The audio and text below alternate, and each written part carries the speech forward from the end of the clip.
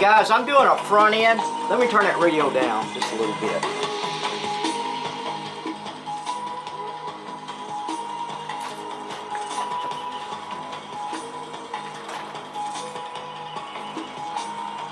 Okay guys, I'm doing a front end job on this Honda here, and it all started with getting a nail in a tire.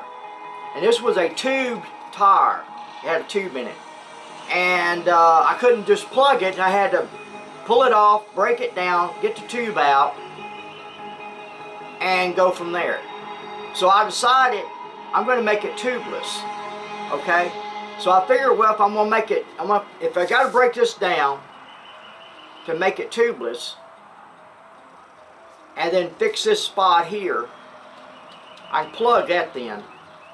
Well, I might as well check the bearings, because the bike has got 81,000 miles on it, and I don't know if the bearings ever been changed. So I figured, well, we might as well change them. And at that point I figured, well, I need to balance the wheel too. So there's three things happening to the front end of this bike. It's going tubeless, it's getting new bearings, and the wheel is going to get balanced. So that's where we're at. But I've already got started, as much as I hate to say it. So let me walk you through what I've... Okay, the first thing is to use your strap and strap this front end where it don't move around, where it's steady right there. And then the next thing, and I'm working backwards on all this because I've already started. I haven't finished, we're going to finish it together. The first thing is to remove the axle. And it's got an axle nut right here, and it is a 22. That's a 22 right there. And it's housed in these holes here on each side, which is going to require an Allen socket. Allen wrench or an Allen socket. I can't see the size there. But anyhow, right here is the Allen screws. You got to loosen those up, because those hold the axle in place as well, mainly on both sides. And then once you do that, you loosen your nut, but you don't remove it, because while it's inside there, you got to take a hammer and slightly tap the nut here until this axle starts moving out. And when it moves far enough out where you can grab it on the other side, then remove your nut all the way. And take a pair of vice grips and just pull this axle on out. Now when you do that, your whole wheel is going to come down. I always leave my caliper on there. I can take a screwdriver and widen the pistons up in the caliper a little wider, where it will just release and it stays on the bike. I don't remove that. I don't remove the fender. I don't remove the caliper. I leave all that. Now once you do that, I guess the first thing, instead of tackling all three of these jobs, is we need to talk about the bearings. So I'm going to take you outside and we're going to start looking at the bearings and installing the bearings right now. Okay, the first thing we're going to talk about is removing the seal and the bearings. And I had to make two tools in order to do this. I could have bought the tools, but I like making stuff anyhow, especially tools, because I can use them again and remember. Okay, but here's where we're at, right here at the rim. First, you got a seal here. It's got to be removed. And like I said, I made a tool. This will remove the seal. This will remove the bearing right here. And I'll show you how I do this. But the seal is right here, and it's going to be the bearing will be up underneath it. And all you got to do is pull this back, and it'll remove the seal pretty easy. Now the bearing, which I've already removed, I'm sorry, it's just the way it is. I wasn't sure about things, so. But anyhow, to remove this bearing, it's going to be one on each side here, one up here and one on the bottom. And also, there's going to be this little piece of pipe here in between there, down in here. And then there's a bearing on the other side. So what you do is you set this up on some blocks of wood. Set it up on some blocks of wood. I've got a special table here set up, but anyhow, then you take your tool, and it's called a drifter. And it's got to get something kind of large. They make different size drifters, or you can make your own just by taking some iron and cutting it off. And don't round it off here, because you need that little sharpness there to grab the other bearing. When you go down through here, you're just going to be barely be able to touch. You're going to barely be able to catch the side of that bearing there, right there, on the bottom side. And you got to drive this and go around. Don't do all your driving on one side. Work it around until that bearing drops out on the other side. Then you flip it over, and then you can remove this spacer here out of the way. Then you can slowly drive the other bearing out easier, because then you can get to it easier, okay? But now this is going to be in your way trying to drive that bearing out. And what you got to do is go through both bearings down to the bottom one and push this to one side just a little bit. Not much, it ain't going to go much. And then you get on top of that other bearing right here, and you're just going to barely get the edge. And then you got to drive this around until that bearing drops out. Okay? And that's how you remove the bearings. Now put the bearings back in, and then the seals. And here's your hammer. I've got to throw the hammer in there. You got to use a hammer and tap all this stuff. Here, you tap it down in there and remove that bearing. I'm not a very good instructor, huh? But then to put in the new bearing, you take a heat gun, put it on high, and heat up just one side here. Now make sure this makes it back down in there before you put both bearings in. Put one bearing in at a time.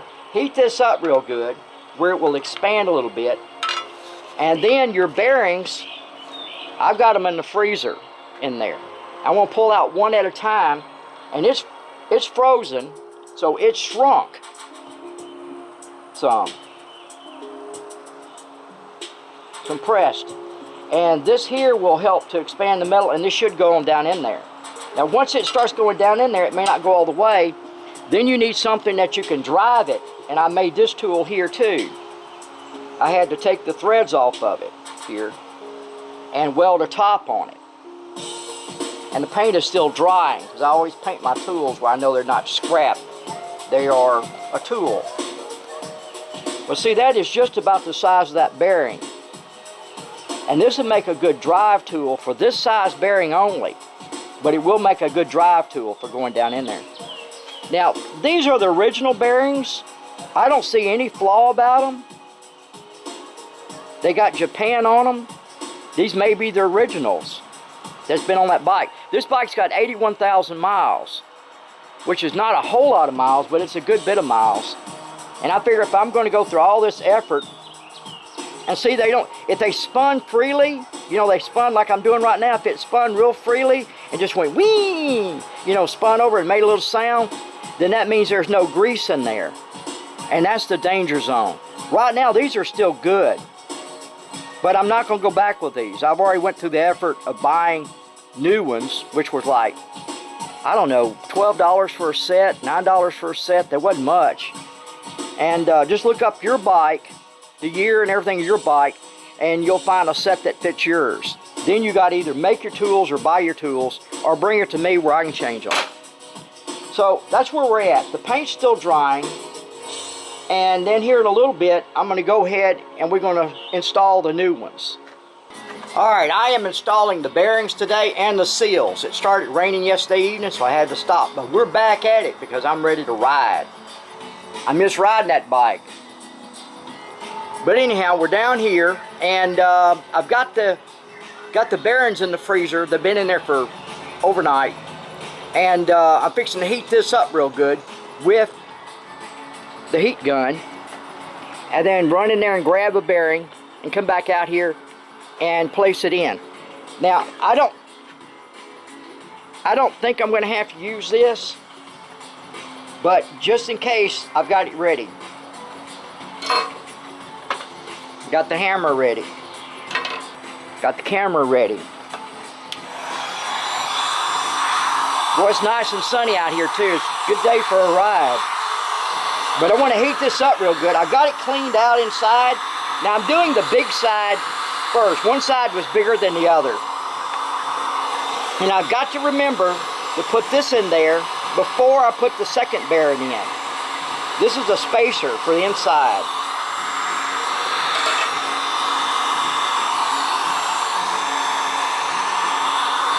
I didn't want to use a small torch and take a chance that it would ruin the finish on the aluminum.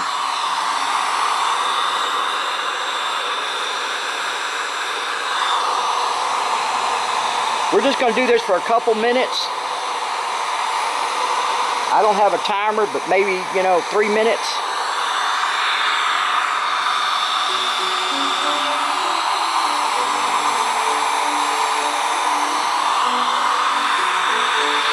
And this metal right in here is kind of thin anyhow, as you can see. So it shouldn't take too much to heat it up and expand it a little bit. And the bearings are contracting now from being in the freezer.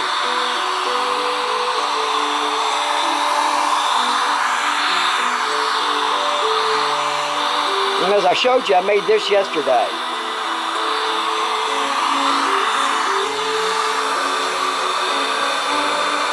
It got wet. It's got water in it.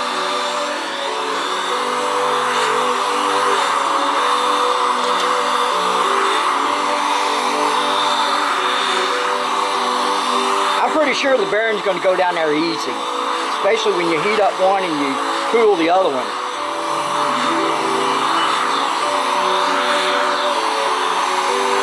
I should have brought my temperature gun. Be thorough about it.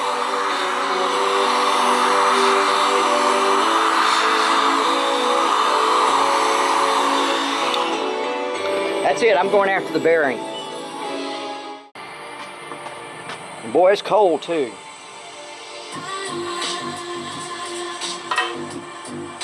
Okay, there's not an in and out, it's just a go for it.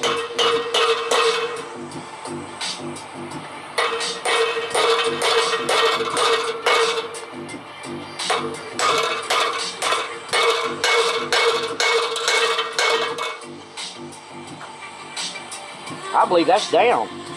I can feel it from the other side and see, but I believe that's down.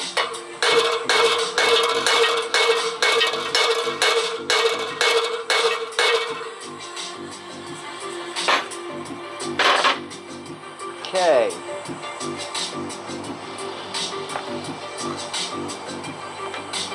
Now, I've got to flip it over.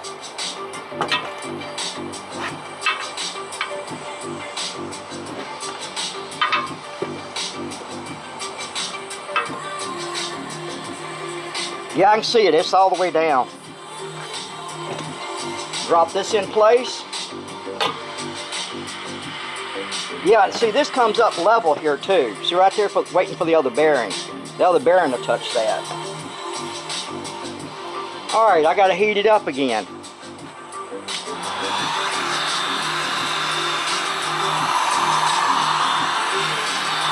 And then we got the seals I got to put in, which is not going to be anything.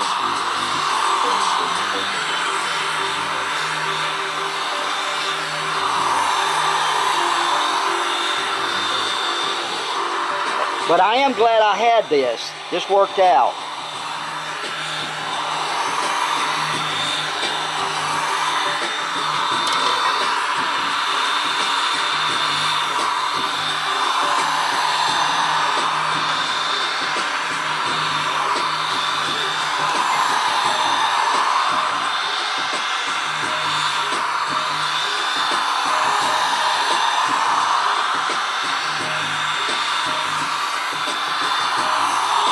give it a couple, 3 minutes like I did the other side.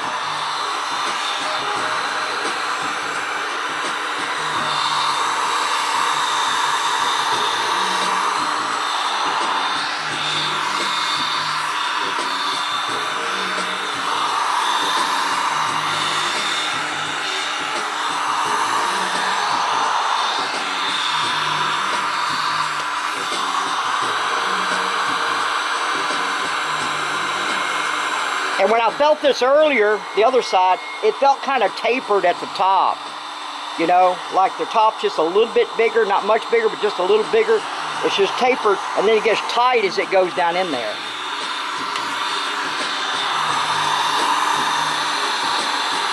Them Honda people was thinking about maybe somebody might have to change the bearings, huh? You can't go wrong with a Honda.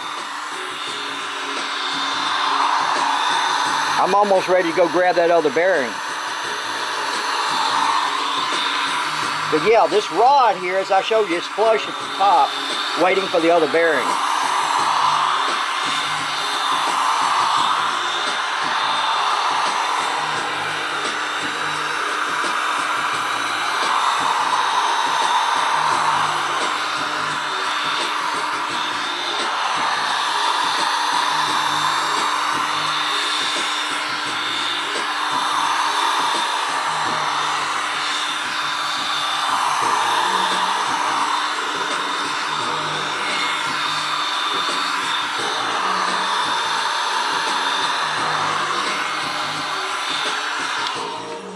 Going after the bearing. All right, all right, all right.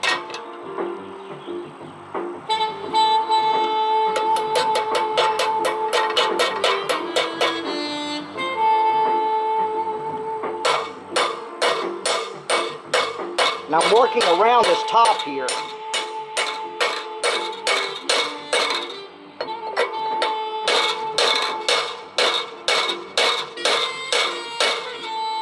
About as far down as it's going to go. I can see that little pipe there.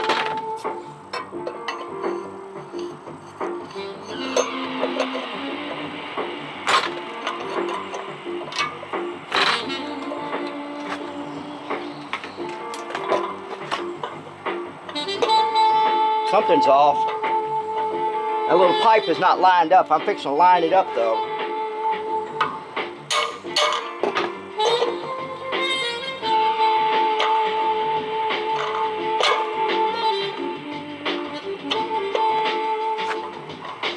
There it is, there it is.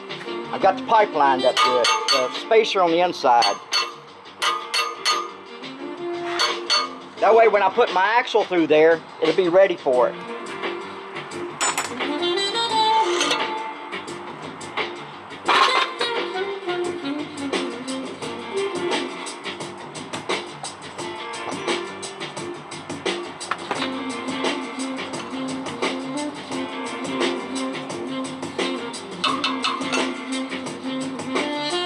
Now it's centered up really good. Okay, that's it. Well, I've still got to put the seals in there. I didn't do that a minute ago. Just kind of wipe it off, make sure it's clean in there. Just set it on top. Make sure the cup side goes in. Like that, that goes down. As you removed your old ones, you should know that. Just go around it easy.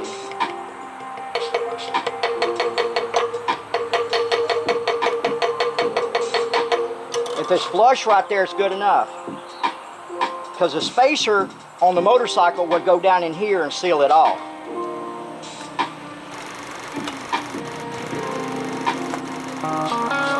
Viewing the video and giving us a like or subscribing helps us to continue to want to try to bring a little bit of entertainment. Don't you agree? Thanks, buddy. See you later.